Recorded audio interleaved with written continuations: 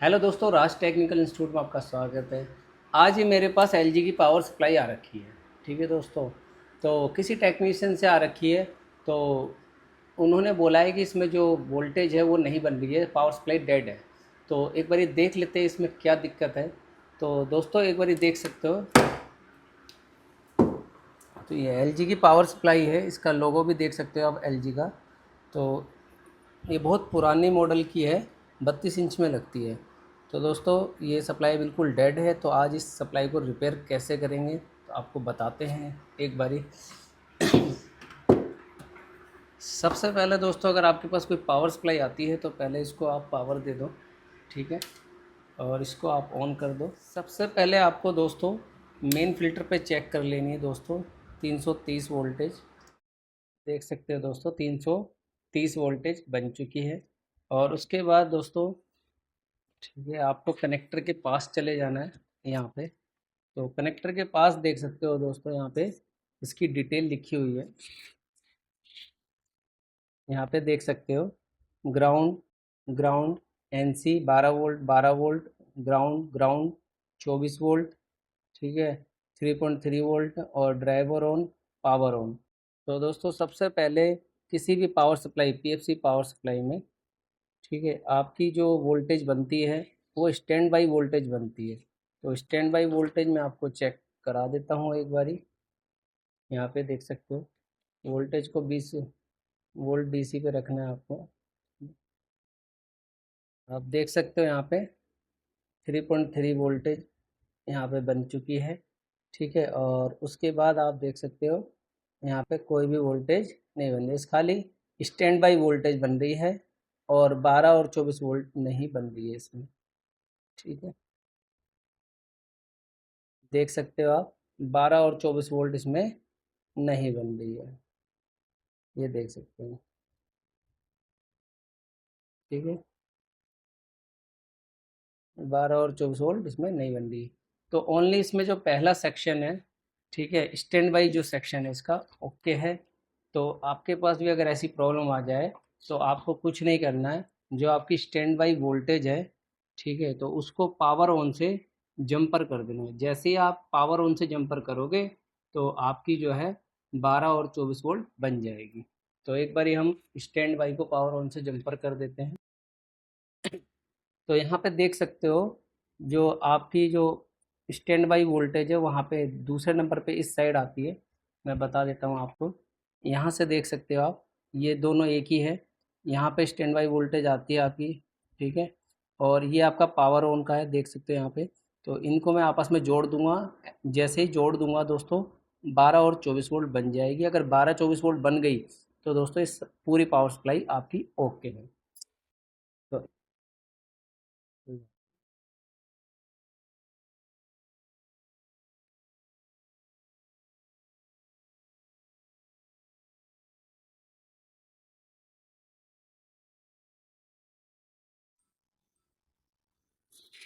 तो हमने stand by को पावर ऑन से जंपर कर दिया। अब जैसे ही हमारी 12 और 24 वोल्ट बन जाएगी तो ये पावर सप्लाई आपकी ओके बनी जाएगी। तो एक बार ये मैं वोल्टेज चेक करा देता हूँ आपको दोबारा से। ठीक है, तो यहाँ पे चेक कर सकते हैं, देख सकते हो यहाँ पे ऊपर ये ग्राउंड है आपका। और तीसरे इधर की जो दो लाइनें हैं, ठीक है, यानी कि एक और दो, यहाँ पे 12 वोल्ट बननी चाहिए आपकी। देख सकते हो यहाँ पे ये 12 वोल्ट यहाँ पे नहीं बन रही है, और यहाँ पे भी 12 वोल्ट नहीं बन रही है। तो उसके बाद आगे चेक कर लेते हैं। ये यहाँ पे चेक कर लेते हैं एक बारी।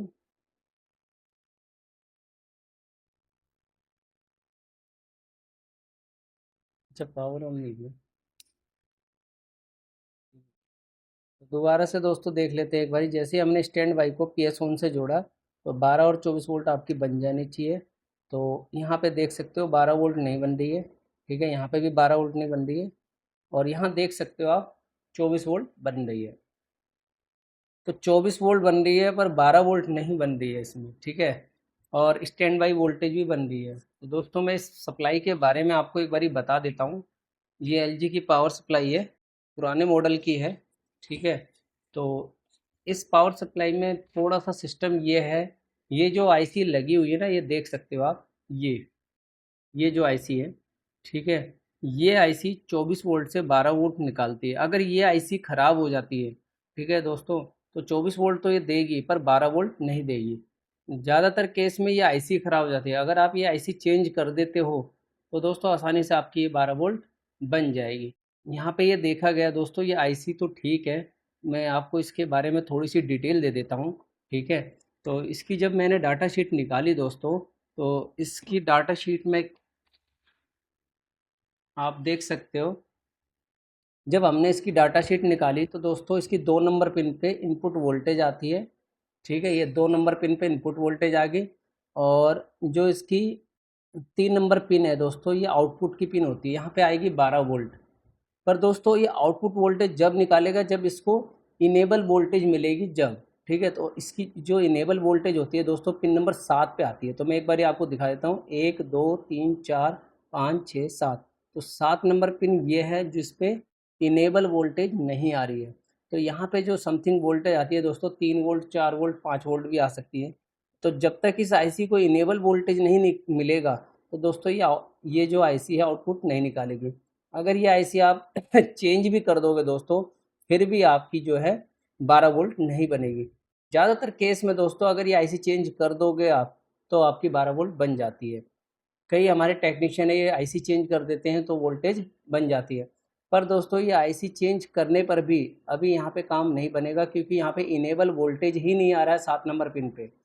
तो दोस्तों यहाँ पे जब हमने चेक किया, ये जो 24 वोल्ट है दोस्तों ये इस रजिस्टर पे जा रहा है, ठीक है। इस रजिस्टर से होते हुए ये यहाँ से होते हुए इस के इनेबल वोल्टेज पे जा रहा है, जो इसकी इनेबल पिन है दोस्तों, पिन नंबर 7 है। तो जब हमने ये चेक किया दोस्तों तो ये रजिस्टर हमें ख़राब मिला, ठीक है। तो इसकी जो इनेबल वोल्टेज है 47 किलो ओम की रेजिस्टेंस से होते हुए जाती है। तो इसके बीच में जो ये 47 किलो ओम का जो रेजिस्टेंस है दोस्तों ये ख़राब हो चुका है। देख सकते हो यहाँ पे ये 24 वोल्ट यहाँ पे आ रही है दोस्तों, और इस पार वोल्टेज इनेबल आना चाहिए, यहाँ से होते हुए दोस्तों यहाँ पे जाता है पिन नंबर 7 पे। तो जब हमने चेक किया तो ये रजिस्टर हमें ख़राब मिली। तो मैं एक बारी आपको दिखा देता हूँ, ये 47 किलो ओम की रजिस्टेंस है। तो एक बारी चेक कर लेते हैं हम, यहाँ पे देख सकते हो, ये देखो, ये कुछ भी वोल्टेज नहीं दिखा रहा है, ठीक है। तो ये रजिस्टेंस जब हमने देखा इसको तो ये बिल्कुल ओपन दिखाया। ये एक बारी हम दोबारा से दिखा देते हैं आपको, बीप रेंज पे रखा दोस्तों, यहाँ पे भी देखो कुछ वैल्यू नहीं दिखा रहा है। फिर 2 किलो ओम पे रखा तो यहाँ पे भी कुछ वैल्यू नहीं दिखा रहा। फिर हमने 20 किलो ओम पे रखा तो यहाँ पे भी कुछ वैल्यू नहीं दिखा रहा। और दोस्तों फिर हमने 200 किलो ओम पे रखा तो यहाँ पे भी कुछ वैल्यू नहीं दिखा रहा। फिर हमने 2 मेगा ओम पे रखा तो हमने ये देखा कि इसकी जो ये रेजिस्टेंस है वो ख़राब है, ठीक है दोस्तों। तो ये रेजिस्टेंस की जो वैल्यू है, आप एक बार जूम करना, तो भले ही आपको ना दिखे कोई बात नहीं, पर फिर भी मैं आपको दिखा देता हूँ। यहाँ पे 473 यानी कि 47 किलो ओम की जो रेजिस्टेंस है वो ख़राब हो चुकी है। तो इसमें हम कार्बन रजिस्टर लगाएंगे, एक बारी मैं दिखा देता हूँ आपको। तो ये 47 किलो ओम की रेजिस्टेंस मेरे पास रखी हुई है। तो एक बारी हम ये लगा के चेक कर लेते हैं। अगर रेजिस्टेंस ख़राब होगी तो दोस्तों 12 वोल्ट भी आपकी बन जाएगी। ये हो गया आपको। तो एक बारी दोबारा से चेक कर लेते हैं दोस्तों, स्टैंड बाई को पीएस ऑन से पहले ही जोड़ रखा है। एक बारी दोबारा से ऑन कर लेते हैं यहाँ पे, और वोल्टेज चेक कर लेते हैं। तो एक बारी दोबारा से चेक कर लेते हैं। यहाँ पे चेक कर सकते हो दोस्तों, देखो यहाँ पे 12 वोल्ट बन गई, एग्जैक्ट हमारी 12 वोल्ट यहाँ बन चुकी है, ठीक है। ये देखो, क्योंकि इस आईसी की जो डाटा शीट है दोस्तों पिन नंबर 2 पे इसकी आती है इनपुट वोल्टेज 24 वोल्टेज, ठीक है। और पिन नंबर 3 पे इसकी आउटपुट वोल्टेज आती है दोस्तों, ठीक है, 12 वोल्ट, जो कि यहाँ पे हमारी नहीं बन रही थी, अब बन चुकी है। यहाँ पे 12 वोल्ट देख सकते हो, यहाँ पे ये 12 वोल्ट बन चुकी है।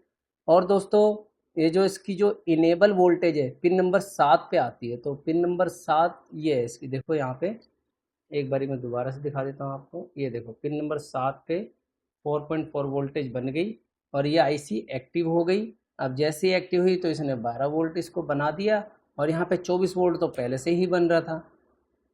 ये देखो, 24 वोल्ट यहाँ पे पहले से ही बन रहा था। तो दोस्तों इसमें आप आईसी चेंज ना करें, एक बार इसकी इनेबल वोल्टेज ज़रूर देख लें, ठीक है।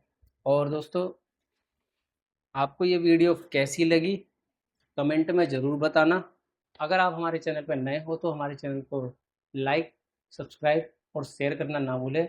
अगर राज टेक्निकल इंस्टीट्यूट में आपको मोबाइल रिपेयरिंग और एलईडी टीवी रिपेयरिंग का कोर्स करना हो तो स्क्रीन पर दिए गए नंबर पर आप फ़ोन कर सकते हैं। मिलते हैं दोस्तों नेक्स्ट वीडियो में।